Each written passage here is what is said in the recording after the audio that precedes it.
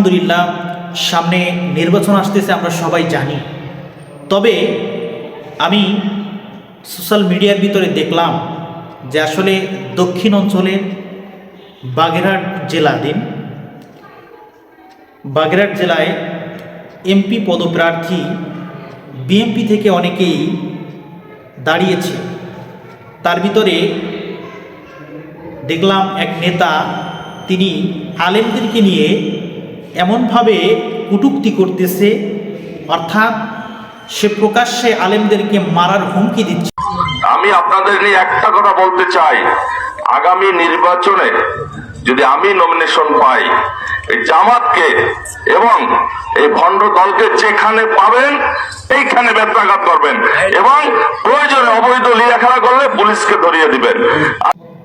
যে কোনো দলের পক্ষে বা আপনার এরকমভাবে বলতেছে যে জামাতের পক্ষে বা আলেমরা যদি কোনো ভোট চায়, ইমাম সাহেবরা যদি কোনো ভোট চায়, তাদেরকে বেঁধে মেরে থানায় তাদেরকে পাঠানো হবে, এরকমভাবে আমরা তার বক্তব্যের মাধ্যমে জানতে পারলাম।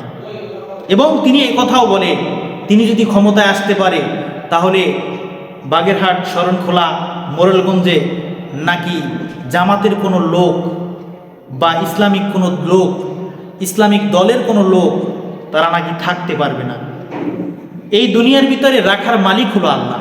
কোনো নেতা, কোনো চামচা রাখার কোনো ক্ষমতা নাই।